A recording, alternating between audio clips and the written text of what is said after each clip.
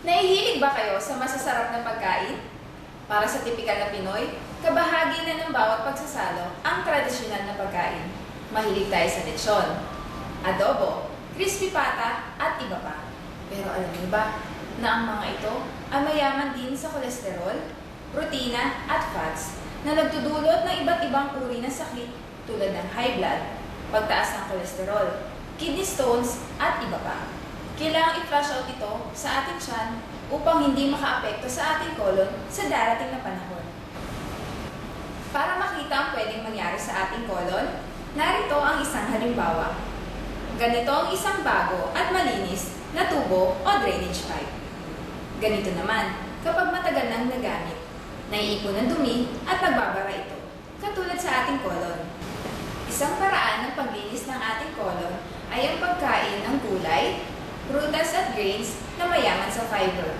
Makatutulong din ang paggamit ng natural o organikong uri ng fiber, tulad ng Welter Organic mula sa CNI. Ang Welter Organic ay may 38 sangkap ng gulay, prutas at grains mula sa Organic Haven of Montana, USA. Ito ay natural at ligtas gamitin. Ngayon naman, ipapakita ko sa inyo ang bisa na organic vegetable powder. Meron tayong 3 baso na magre-represent ng ating kolon. Ngayon naman, kukuha ko ng tinta na magre-represent ng toxin sa ating katawan. At maglalagay ako sa unang baso.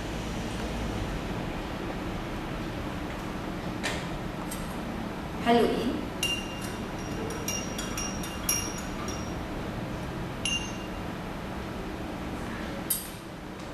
At maglalagay ako ng isang stick ng organic vegetable powder.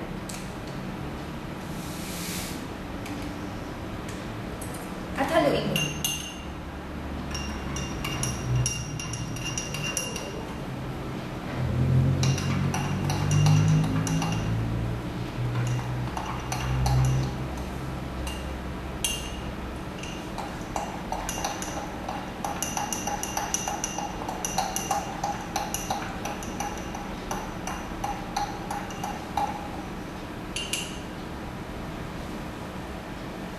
Ngayon naman, kukuha ko ng mantika na magre-represent ng kolesterol sa ating katawan na makikita sa ating pang-araw-araw na pagkain tulad ng burger, fries, pritong manok, at adobo. At kukuha ulit ako ng isang stick ng organic vegetable powder.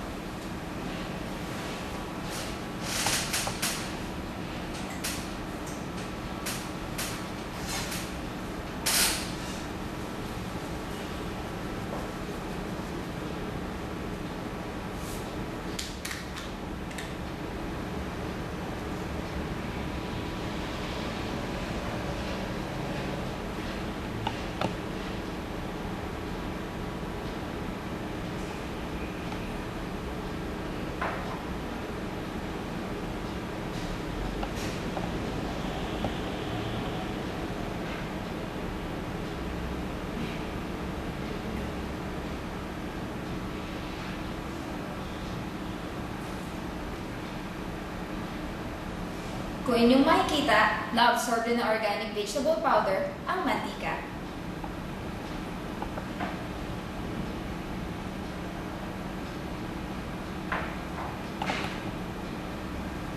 Mabalik naman tayo ngayon sa unang mixture.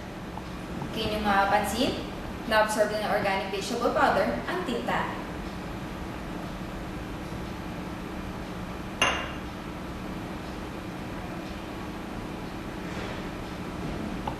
Kukuha naman ako ngayon ng isang mixture at ilalagay ko sa isang malinis na tubig. Mapapansin ninyo na hindi pa rin kumaalat ang tinta sa malinis na tubig.